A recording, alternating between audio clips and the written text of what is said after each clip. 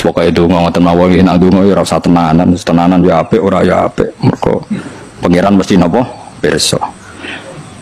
Dadi tenanan ku ikhlase nek donga ora usah tenanan sing tenanan apa. Mergi cara hikam niku termasuk ngeten. Hikam niku yang ngarang hikam niku jenenge Ibnu Athaillah As-Sakandari, ini muridnya Abdul Abbas Al-Mursi. Abdul Abbas Al-Mursi niku muridnya Abdul Hasan apa? Asyadzili. Kula niku sinau hikam mulai riyen mun bertahun-tahun sampai sekarang. Tiap badhe tilem sering mau hikam. Jadi hikam termasuk madzhab ngeten. Ya, tapi aja nut kados tiyang sing ora tau mlebu masjid yo aja nut iku wali. Nah kowe gawe-gawe. Nah kowe nglakoni ngono ben dadi wali wae ora mutu niku mboten alami. Hikam itu kalau berdoa itu sekali. Kula nu nate umroh 2009, terus haji 2013. Terus kemarin kula umroh malih tahun kemarin, baru ruwah kemarin. Niku kadang-kadang berkali-kali kalau itikaf teng multazam, tapi ora tau sida donga sampai sakniki.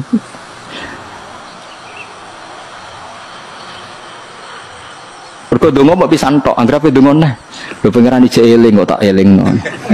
Mergo hikam termasuk mengingatkan gitu, kamu kalau doa itu jangan ulang.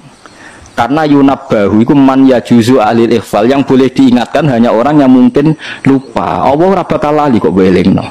Dadi kula anggere ning ngarepe multazam pe donga. Lho donga aku wingi pangeran ijek eling. Wis ra sida donga.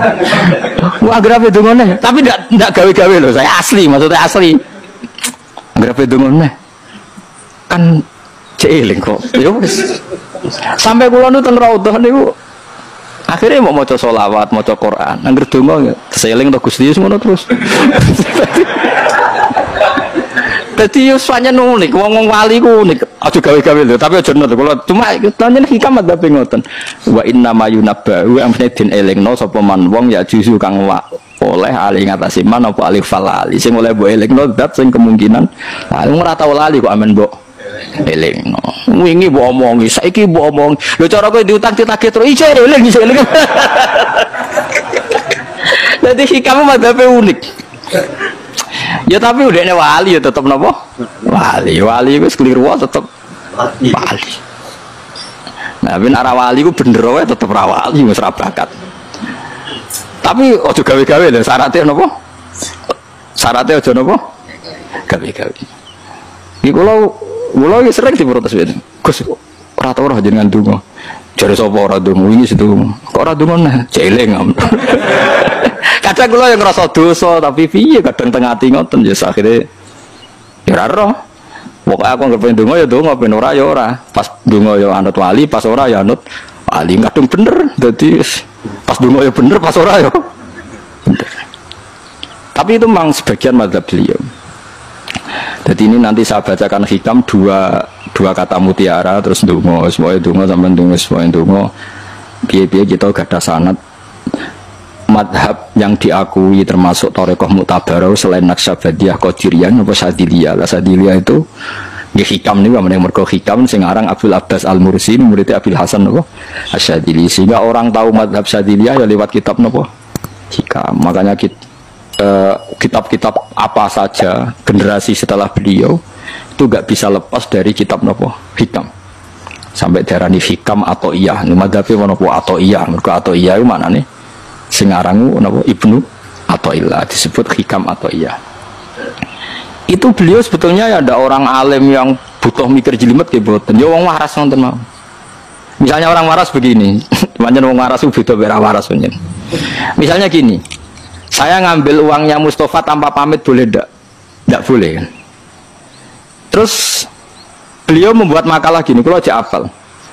Mana aka antat da'iya mimma lil makhlukin. Allah itu mencegah kamu, melarang kamu mengklaim barang yang tidak milik kamu. Padahal sama-sama miliknya makhluk. Misalnya Mustafa punya mobil, aku milik saya boleh enggak? Boleh enggak sama siapa saya? Enggak boleh kan? Mustafa punya rumah, aku milik saya boleh enggak? Tidak boleh.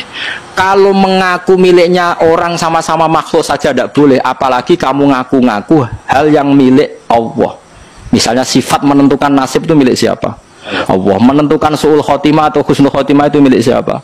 Kamu tidak boleh. Misalnya gedeng orang, oh wong ngono iku mesti suul khotimah. Lho sing nentukan itu milik Allah.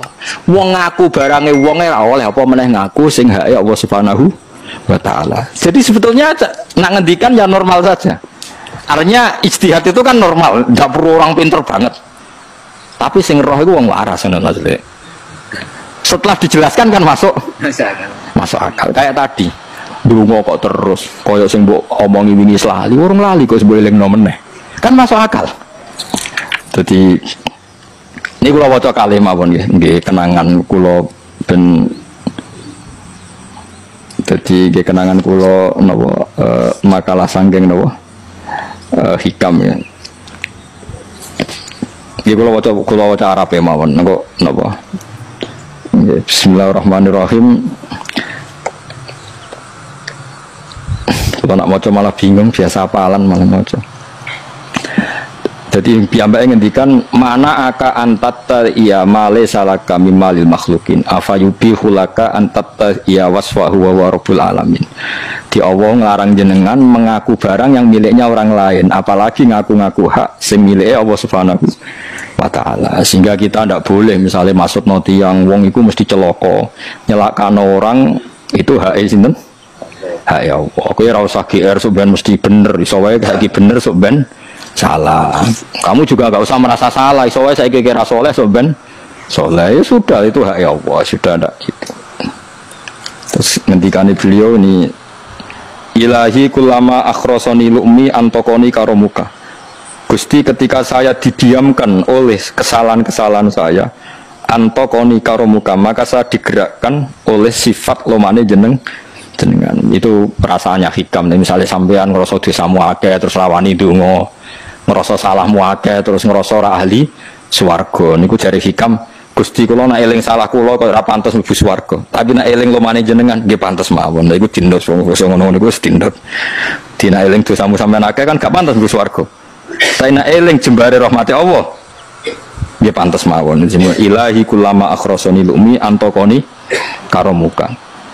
Wa kullama ayasatni awsofi atma'atni minnatuka. Ketika saya putus asa karena sifat-sifat saya yang buruk, maka saya akan digerakkan lagi punya harapan karena saking melimpahnya nikmatnya jenengan to peparinge jenengan. Terus beliau disarah-sarah dicontohkan. Saat Umar masih kafir itu pernah gak minta jadi muslim kan enggak, tapi ketika Allah menghendaki dia jadi muslim maka jadilah Umar seorang yang muslim. Jadi orang tanpa keinginan pun kalau Allah menghendaki baik ditarik yang menjadi baik. Artinya kamu jangan percaya wong aku apa ya dadi wong apik piye, wong aku ngene. Wong sing ora tau niat apik wae iso diapikno pangeran kados sinten Sayyidina Umar. Sunan Kalijaga ketika nggarong ning gone Sunan Bonang niate ya untuk emas. Niate wae elek, tapi ketika Allah ngersakno dadi apik ada takdir yang memandu dia jadi apik, bahkan dadi wali. Itu fakul lama ayasatni ausofi, ketika saya diputus asakan oleh sifat-sifat saya yang buruk, maka saya akan diharapkan lagi, diberi tomak, diberi harapan oleh banyak peparingnya napa jenengan. Jadi intinya kalau suwun khasnya madhab Sadili itu melihat sisi positif. Jadi misalnya jenengan sholat misalnya, ini rumah tenan nggih. Misalnya jenengan sholat, potensi gak diterima itu tinggi. Mungkin kita ada ikhlas, mungkin kita tidak tumak ninah, mungkin kita banyak melakukan kesalahan, mungkin eling macam-macam. Itu potensi yang menjadikan kita sholatnya tidak diterima Allah. Tapi cara madhab Sadilah berpikir gitu itu tidak boleh. Kamu harus ingat bahwa sujud ini luar biasa. Banyak orang yang nggak diberi anugerah sujud. Orang bertahun-tahun, berpuluh-puluh tahun hidup kafir tidak pernah sujud. Kamu sekarang ditakdir mau sujud. Jadi mestinya kena sholat bersolat subuh, matur nuwun Gusti tadi saya sujud sama jenengan, matur nuwun Gusti tadi saya rukuk sama jenengan. Gak usah mikir buat ditampa ora, eling terus. Nanti setelah zuhur ya begitu, eling terus. Tadi ditakdir sujud, ditakdir rukuk, ditakdir sholat. Sehingga madhab Sadiliyah itu sampai mengatakan begini, orang yang beribadah meskipun sedikit dan yakin bahwa itu peparingnya Allah, minnah dari Allah, itu lebih baik ketimbang ibadah banyak plus merasa kurang. Di misalnya Mustafa sholat, bersolat duhur gak marem, mungkin duhurku salah terus berbadiah kamu sholat meneh. Sing kula sholat duhur tok ora usah, saking syukur kula. Iku dhuwur kula makome. Ya nganti saiki dhuwur kula perkarane ngene ku dene kelakuane cek ngene ku dene. Karena ketika diberi pangeran ora marem. Kurangnya, tapi kurangnya niat elek. Kayak pangeran polisi, ngono pangeran ra nampa kurang ini kurang. Pangeran ora diwatak ngoten. Enggak terlalu prosedur, wong wis sujud niate apik yo apik. Ya mulane kula nate debat mbek jenengan kula kan bolak-balik cerita. Sampai nak sujud untuk menjadi sah itu kan bathuk, tangan loro, dengkul loro, delamaan loro, sehingga harus sujud pada 7 anggota. Jadi menurut madzhab yang asoh kalau sujud itu harus 7 anggota. Tapi ada ulama yang mengatakan cukup bathuk tok ambek sikil. Angger wis ngene jenenge sujud. Alasannya ulama ini masuk akal. Saiki nak diwalik.